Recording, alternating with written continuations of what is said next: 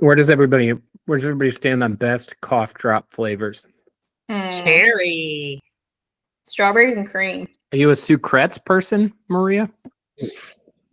Those are a little weird. I like the Halls. Welcome, everyone, to the Profit Meets Purpose podcast presented by Constant Method, where we explore how for-profit companies can thrive while supporting nonprofits and their missions. Whether you're a new startup or an existing company trying to launch a product or service aimed at the nonprofit market, this podcast exists to help you discover what it takes to create impact and profit by supporting those who serve others. Welcome once again to the Profit Meets Purpose podcast. Today is the final episode in our three-part series in the fundamentals to understanding nonprofits. Today, we'll be talking about the vendor landscape for nonprofits. So if you haven't heard the first two episodes in this series, we would encourage you to go back and listen to those episodes. Today, we will specifically be covering those tools that nonprofits use, how they evaluate purchasing them, and where they source the information for the vendors that they select. So specifically, this podcast is for you if you're new to a company who sells to or supports nonprofits, or if your company is interested in selling to and supporting nonprofits, or you just want to get a better understanding of the nonprofit landscape. And as always, with me today, I've got the entire Constant Method team, including Casey Bowers, our principal customer success consultant, Maria Clark, who is our principal nonprofit consultant. We've got myself, Mark Cross, principal consultant and co-founder, and Kevin Kramer, who is all things sales, partnership, product, probably because he's been in the industry, we'll say, a long time. And because you have sold more software to more nonprofits than anyone in this group, I'm going to give you the first broadest possible question. Kevin, how would you describe the vendor landscape for nonprofits today? Yeah, that's a great question. The short answer is very busy. And maybe a little bit of context. When I first started in the industry, to your point, many, many moons ago, there was a small number of vendors. In like the 1900s? Yeah. Yeah. It was definitely, man, it's a tough crowd. But, there were a handful of CRM vendors, as an example. And last year, I did a research project just on the landscape of fundraising CRMs in the United States. And I was at over 80 options, which I've found to be, surprising. Thought I knew the space really, really well, but there were new vendors that popped up. Quick point of clarification, because maybe not everybody knows, what is a CRM and how does a fundraising CRM differ from a regular CRM? Yeah, so a CRM is really where you do your contact, constituent management, your gift management. It's kind of the hub of your fundraising activity. How is it different than what you would consider to be a sales CRM? It does a lot of the same functions, but the fundraising CRM has nuance that is focused on fundraising process. Think about gift management through acknowledgement, through stewardship, things around major giving, as an example. Now, major giving and some of the sales activities feel a lot of the same concepts, like forecasting and quote unquote a pipeline. Like, what do we expect is coming in, and do we have prospects to fill that as well? There's a lot of similarities, but there's a lot of nuance when you talk about fundraising capabilities. And does all of that happen in one software solution, or are we talking about for everything that you mentioned there, they're using different software? It depends. So there are some players in the space that consider themselves to be more all-in-one. And then there's also a best-in-class or a best-in-breed approach as well. And what do I mean by that? A fundraising CRM where you have a lot of your historical data and contact history and so forth may do that function. They may have online giving forms that are an extension of the CRM. Capture the gift online, can bring the data into the CRM, and that's a great process. There's also specialized vendors that just do online giving and sort of take that sort of to the next level, which back to the original question of the vendor landscape in the nonprofit space, it's extremely busy because you have a lot of these nuanced players that are doing specialized functions. That could be online giving, volunteer management, event management, membership management, case management, etc. There's just a lot of options that are out there. So I think even above and beyond that, you find a lot of players that are out there because technology is a lot easier to spin up now than it was when I started. You start to see small apps that fit into different marketplaces, like the App Exchange in Salesforce. Blackbaud has a marketplace. They now have vendors that are popping up with little widgets that plug into the core software to do very specialized functions. So it's really busy. I think a lot of organizations that I've worked with tend to have a tech stack that has a variety of vendors that build up sort of what they need to serve their purpose. And I think that's, thinking about if I were going to shop for options, the first thing is just really getting in tune with what your priorities are. And then you can go and look for sort of what's out there in the market. Can I add something real quick? Yeah, please do. That I think there's a lot of unrealistic expectations for some nonprofits that it's all these tech vendors are going to stack on top of each other and they're all going to beautifully flow into one CRM and it's all going to be wonderful. And we're going to share donors and we're going to integrate the way we communicate and we're going to build them to lifetime value. And that is really a hard goal to have because it takes a long time to integrate sometimes. And it's just more time is spent trying to figure out your database than actually focusing time on donors and giving them the best experience possible. So just understanding that is an end desire, but I think vendors that are selling to nonprofits, make sure that you're talking about the features and functions and how it makes it better for your donors and better to drive your mission so that less time is spent on this beautiful vision of an integrated CRM that solves all the world's problems as opposed to what are you doing for your organization? Yeah. And integration is a really hard. I've worked for a company that did system integration in the nonprofit space. So this is near and dear to my heart. Worked on partnerships that had integration as a sort of a requirement. And it's not a one size fits all. What one organization may need for integration might be different than another. And I would just call that out because a lot of the integrations you might find in, say, like an App Exchange, they might do a handful of things that quote unquote integrate, but you need more than that. And so it becomes a bigger challenge. That may be a topic for another day, but I was just about to say, this is great call out. Something I want to put a pin in because we'll definitely come back to it, taking probably two big steps back because we've already started to use some of the names and vendors that are in this space. I'll put a link to it in the show notes so anybody listening can see these lists as well. But if you're not familiar, there's a company called Cause IQ that aggregates data from the nonprofit tax returns, those 990s that they have to file. And on there, they list the vendors that they pay for. Cause IQ aggregates that data. So they actually have lists that anybody listening to this, anybody out there can go and look at. They break it down by category as well. And they kind of have their top list of the names that come up every so often.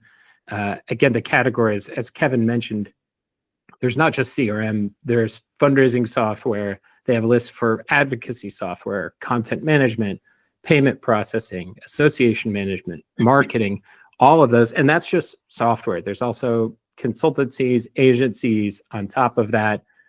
And so they have these lists of the most common names that are on there. Casey, for somebody coming from outside of the industry, what's your sense? Like when you look at the list, when they say these are the top vendors that are used most often, how many of those names do you recognize? Yeah, when I first came into the industry, I'd say maybe 5%. I knew the big behemoths, if you will, Blackbaud, DonorBox, Mobile Cause. Those were like some of the bigger brand names. And now, as I've gotten more into the industry, I probably know about 50%. There's always going to be more vendors, more tech startup companies coming into the space. So it's really hard to keep track of.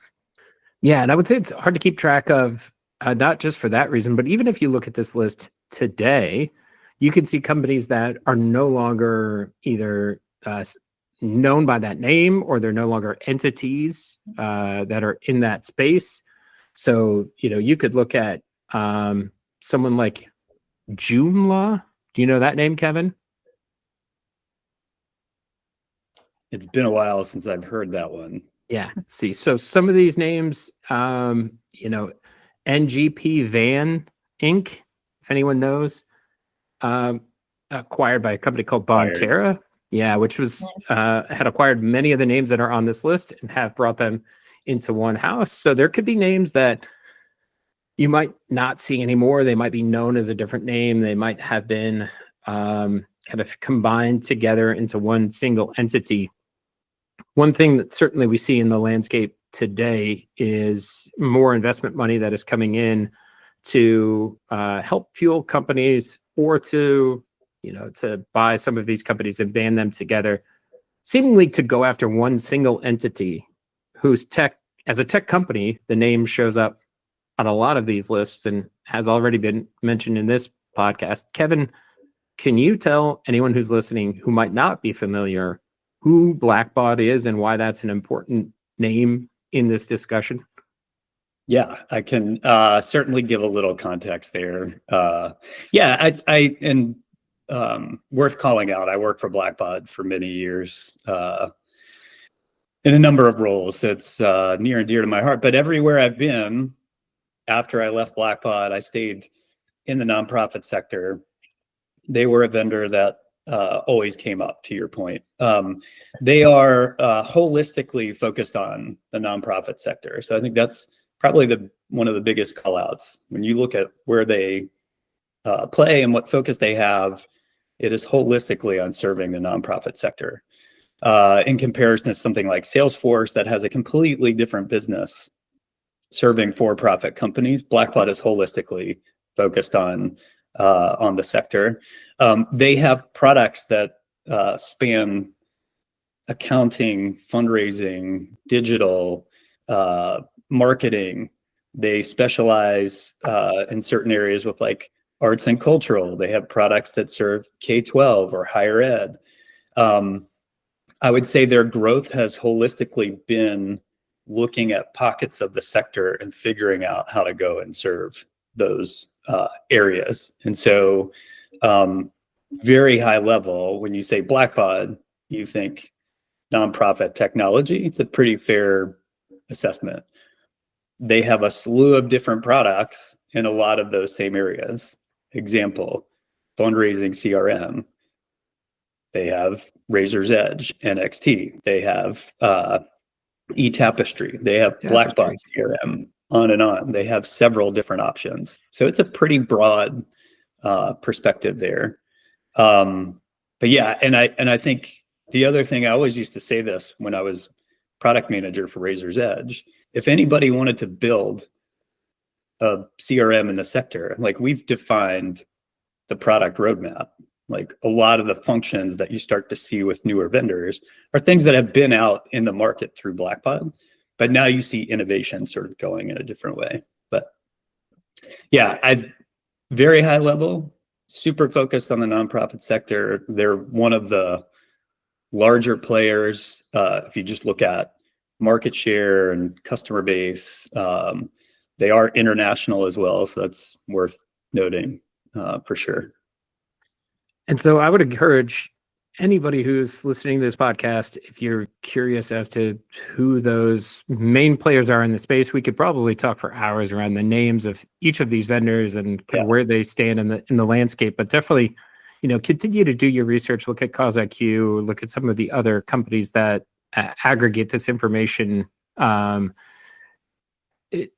what I want to kind of turn to beyond just the names and categories of that software is really kind of look broadly at how nonprofits evaluate all of these vendors and the solutions that they choose. So, Maria, you spent years at an enormous nonprofit in the American Cancer Society. Can you talk from your perspective, just generally, what was the process like if ACS or an employee there or the organization wanted to bring on a new vendor? How did you find them? How did you choose them? Mm-hmm. That's a really interesting question, because ACS obviously is a large organization, complex, lots of departments. Like most large nonprofits, maybe don't talk to each other very well. So it could be a range. It could be an RFP, for a new agency where a lot of leaders were involved in the process, or it could be. What's an RFP? I'm sorry, request for proposal. Like there's an organizational decision that we need a new marketing agency, or we need a new whatever agency. And we put the word out on the street and ask people to submit proposals that then go through a very rigorous vetting process with committees and, bringing all the departments. And it's actually a smart way to look at it, but it's time consuming, it's extensive, and maybe it's not necessary, for the level of vendor you're looking for. When I started at the national office, I was only involved with our gala events and our golf events. So that's a very specific vendor, different from a peer-to-peer fundraiser, and in that situation, the decision was me. And the decision was, what is the best vendor to meet the needs of our auctions and our events, which were the range of $5 million ones and $300,000 ones. So it was kind of all over the place. But I would say two things that were in my decision making. Does it answer the needs of our organization? Not do we, but does it answer the needs of our organization? And the second was how did this person get to me? Like, was there a relationship? Was it because an event killed it and it was because of the vendor? Because, the staff person said, hey, this company is awesome and I love the way they treat us. So previous conversations that we've had on this podcast is, who do you have relationships with? And even if you don't think they're exactly who you need to talk to at the time, but they're high level, as a vendor, you need to pursue them and get that. They need to know your name so that when the time comes for them to make a pitch, they can get to the right person. So I think what a lot of people get caught up in is sharing everything that we do and how fabulous we are, as opposed to understanding, what do you need and what will make your event, your activity, your fundraising better. And this is how we will solve for that. Were all vendors that ACS did business with, did they all make it up to your level, or did they all go through RFPs? Which ones went through that process? Was there any decision-making autonomy on the lower level? Yeah, I think it depends on the scope of the breadth and the depth that vendor is going to have in your organization. So when you're talking about a marketing agency, it's across the board, because it's going to impact digital fundraising and your brand and, your online presence. That type of impact that goes across your organization definitely went to an RFP. But specifically finding a vendor to help us run a gala event, that was my decision. Now, I had to go leverage and talk to IT and talk to finance and make sure, it passed the legal sniff test. But ultimately, the decision was mine. So it just depends on the scope and the specifics, and I guess how large the portfolio is that you need this vendor for. And is there a cost level to that as well? Like if it's like under a certain amount, either per month or per year? Not necessarily. What we used to do is have like a chart that compared all of the features, and the cost is one of them. If the cost might be a little bit higher, but in the end, they're going to help us raise more money or provide a better donor experience or be able to capture more data, then maybe you justify the cost. But I don't think cost is a singular decision-making factor. Now, it may be for a small organization. They simply can't afford it. That might be the case. Yeah, Kevin, in your experience, Is that the case with smaller organizations? Do they treat it the same way? Do they look at it the same way? Yeah, we talked about this a little bit before. I think with smaller organizations, smaller budgets, a little bit tighter, sometimes harder to get a spend. And again, the trade-off of, hey, if I do this thing, that means I'm not doing something else, and sort of understanding that. But I would just add, in my experience on the selling side, it was not uncommon to see, hey, I have approval to make a decision on something that's less than $10,000 that crosses that threshold. Insert, I have a different process for approvals and other people need to get involved. Maybe the board needs to approve it. And so there sometimes is that sort of structure. And that's, again, if I'm talking to an organization, understanding what that looks like is important. But we did see some of those spending and approval thresholds as something that was in place, probably more smaller, mid-size. I think for Maria and the size that you're at, the purchases were probably a larger sort of investment in any case.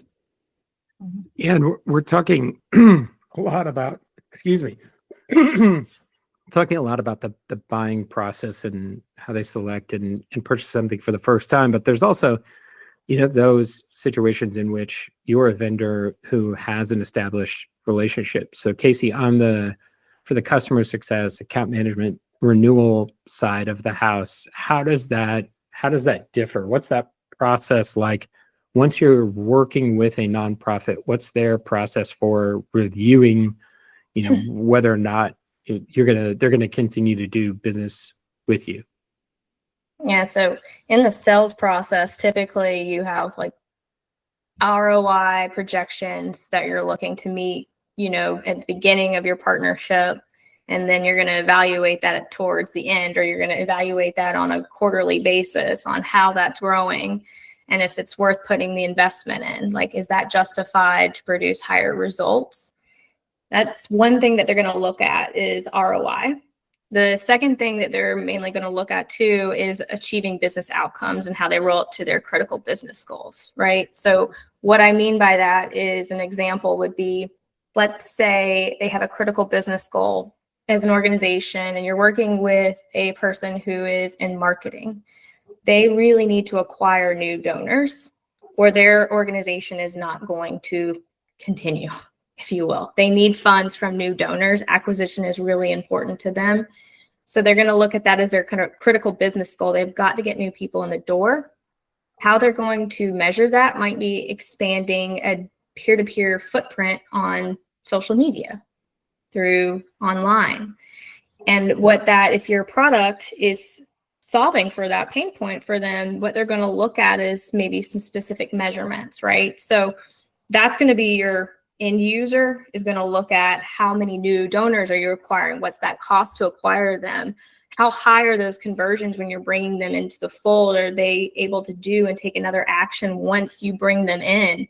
Those are important things that they're going to evaluate. So those are two things that I just brought up, but I also want to keep in mind what I mentioned in our last session, which is going to be, you also need to think about what you're doing for the person that you're working with day in and day out, who's going to champion and going to advocate for you to continue to work together with their decision makers and the people who lead the budget. So that's going to be like, are you creating efficiency for them? Are you saving them time and effort? That's huge to them, but so they've got to be able to communicate that and make that tangible for the decision makers of like why they want to continue working with you.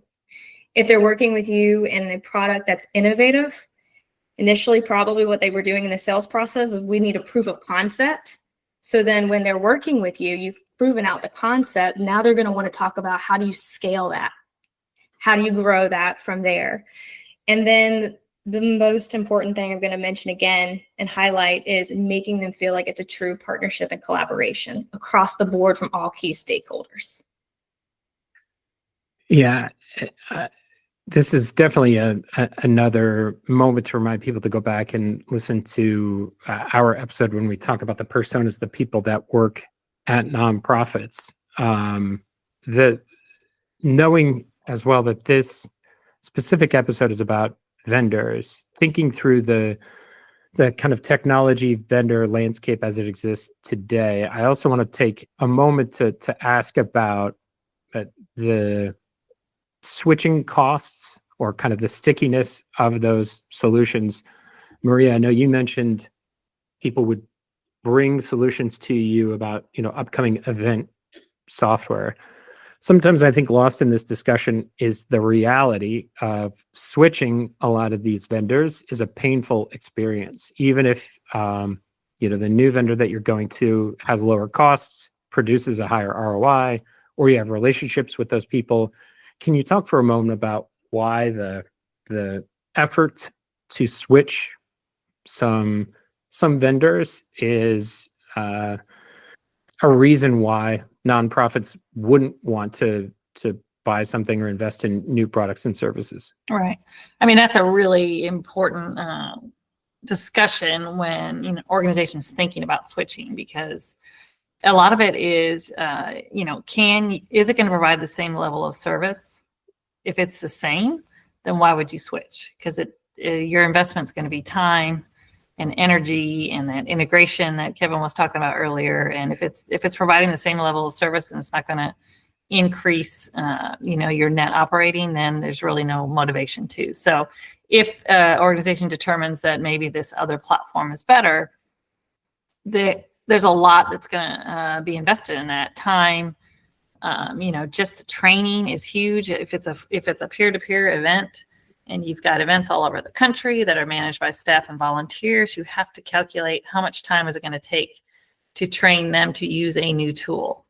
Is it going to be a seamless, transition? Is it going to be, everybody in the whole organization has to go through a training? That's time lost. That's time that could be spent cultivating a donor or thanking a team captain or, looking at how to grow your average fundraiser.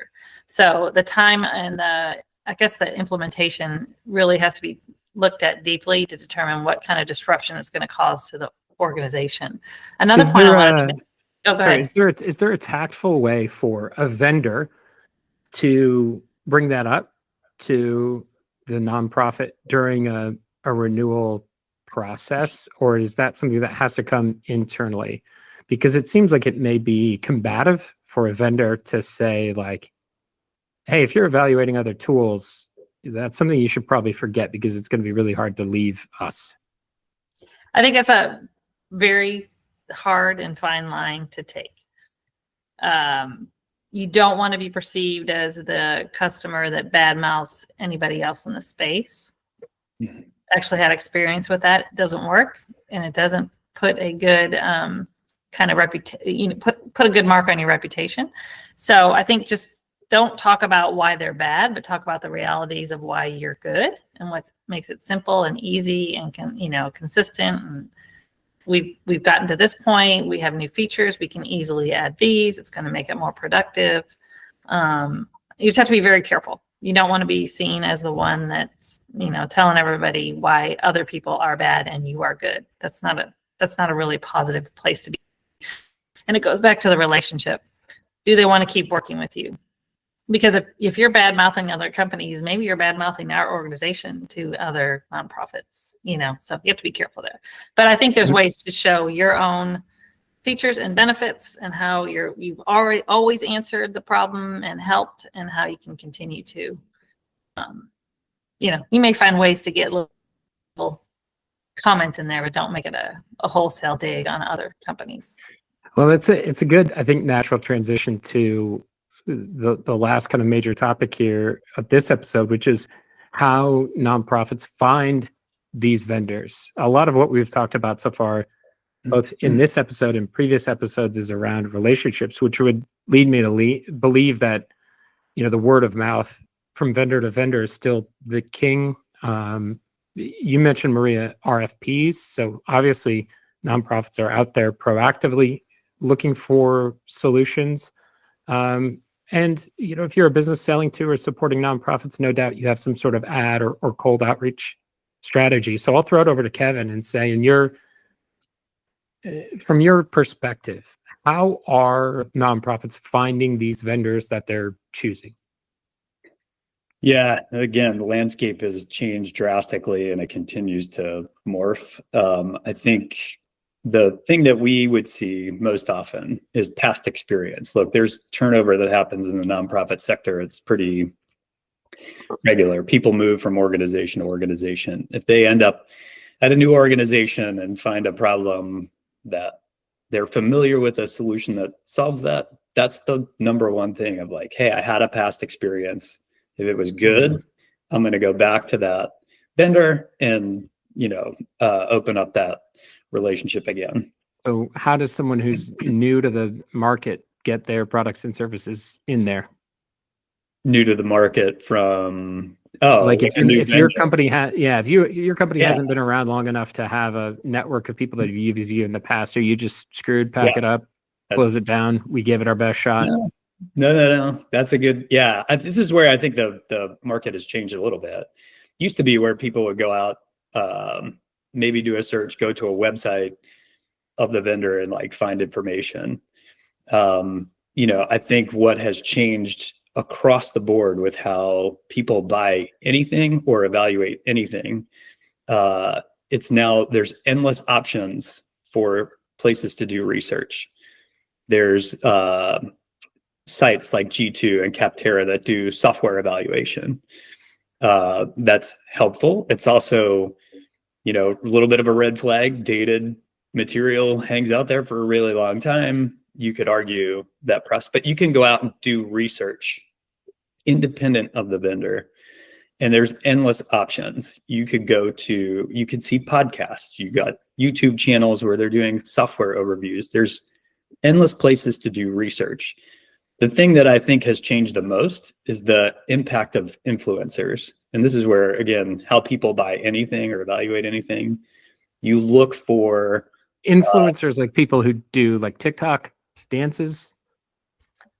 It could be influencers in what respect? Influencers, yeah. So let's talk about influencers. Could be, there's a consultant that I know and trust. It could be word of mouth of like, hey, there's my peer down the street that works for a different organization that has an opinion. Those are all influences that could impact my direction. That could open up the door to a new vendor for sure.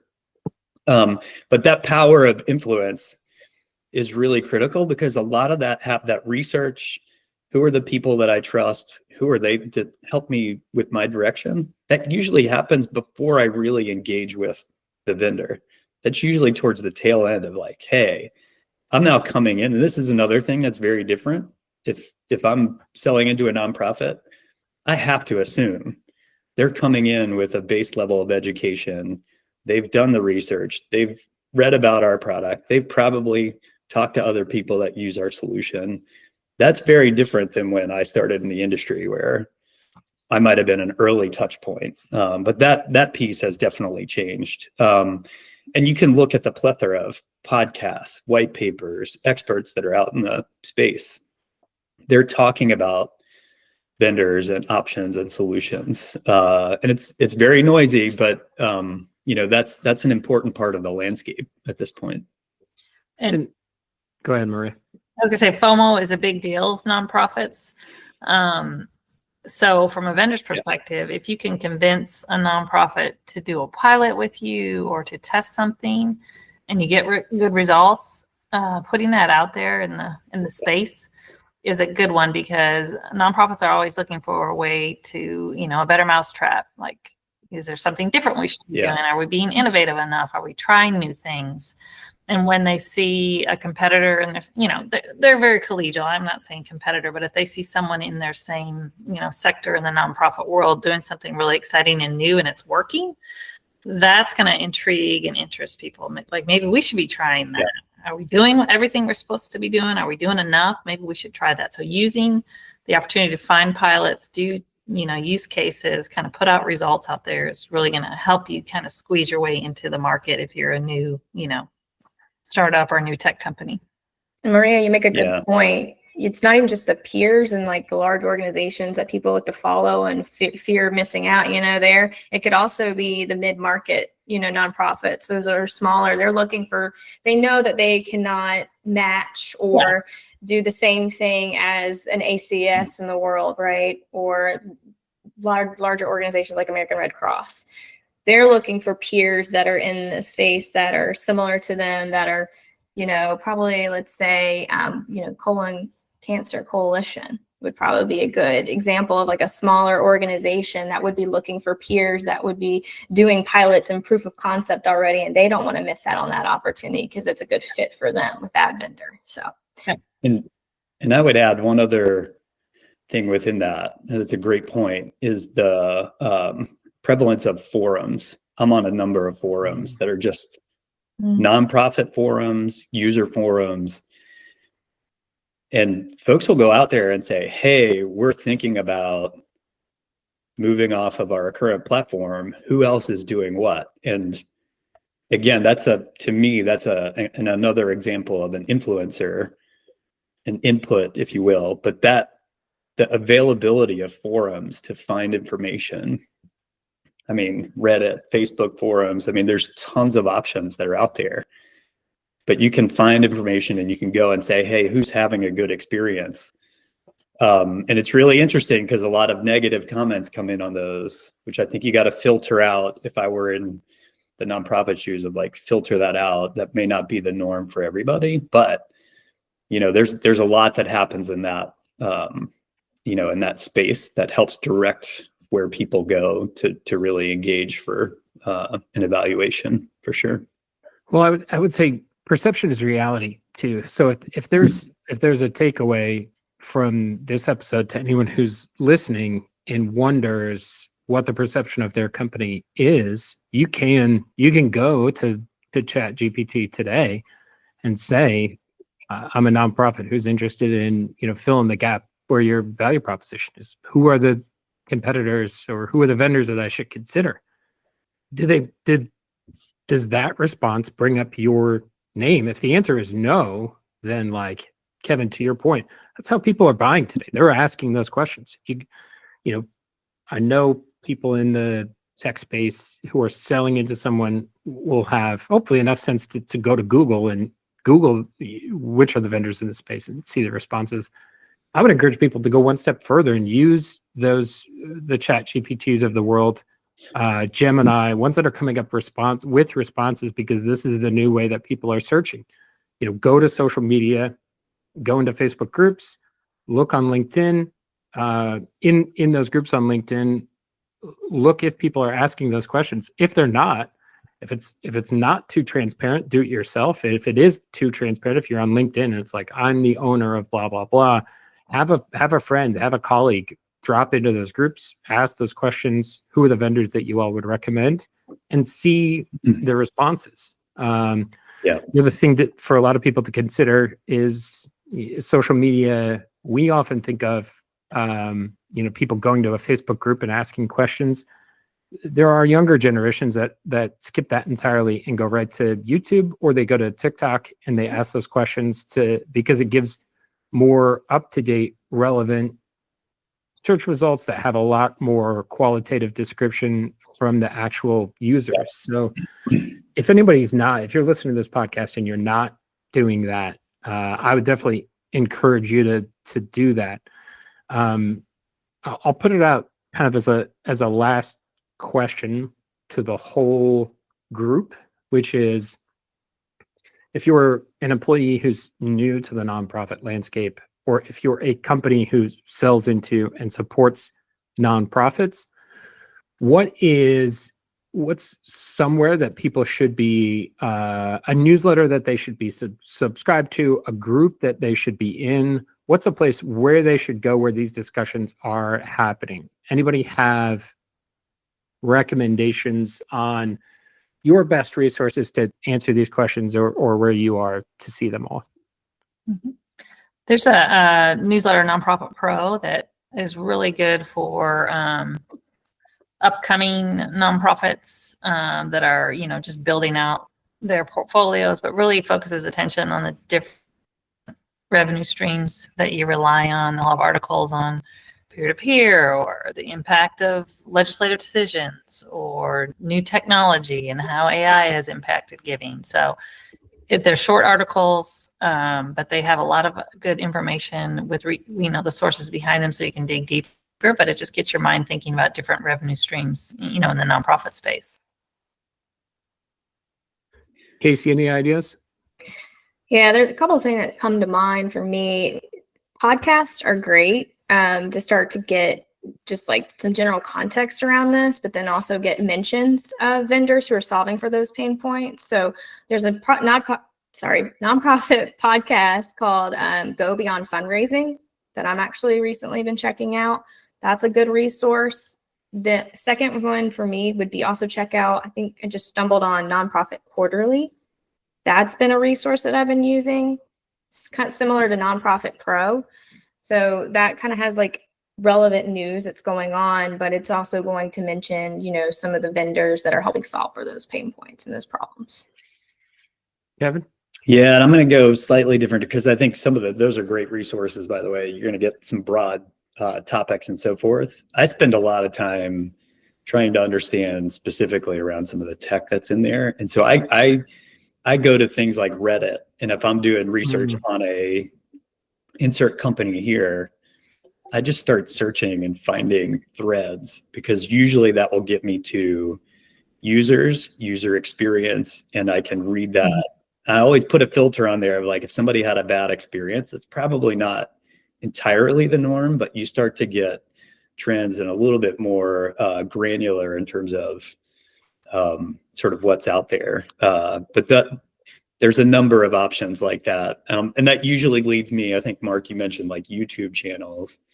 If you want to see overviews of software, I mean, you can find overviews of software. I don't need to wait to get a demo. And I would just call that out because, again, if I were a buyer, I would want to do research and be an educated buyer before I get into the demo. So I could ask questions and I'm not just hearing the like dog and pony show that everybody typically sees. And so, yeah, I'd kind of go that direction. These are all great suggestions. And again, I'll put links in the show notes so that anybody listening can go click on these and see and subscribe. I would call out as well, an Association of Fundraising Professionals, AFP. They have local chapters all around the country. If this is if you're selling to and supporting nonprofits and you want to be successful, either as an individual and or your company, there's no better source, in my opinion, than speaking to individuals who do this for a living. Be as involved as you can in their world. So I would encourage you to join that organization, to go to local events, to go to the conferences, and have conversations with people outside of, your product or service, whatever you're selling, just to be immersed and involved in their world, the better understand your customers and the products and services they use today, the better you're going to get as the person who is selling to or supporting them. So once again, thank you everyone for being a part of this podcast. Thank you for listening. If you have not subscribed before recording this podcast, I think we did confirm everyone here who's a panel of this has subscribed to the podcast. Maybe not our spouses, partners, significant others, but certainly we'll get them up to speed. But if you are listening, please make sure that you subscribe, share this episode, rate this episode. You can listen to it wherever you get your podcasts. We'll be releasing this every Wednesday going forward, and you can learn more about us and our services at constantmethod.com. Thank you. Kevin? I was going to say, if we're still on, if you have questions you want us to dive into, let us know. Please do. Great suggestion, Kevin, as always.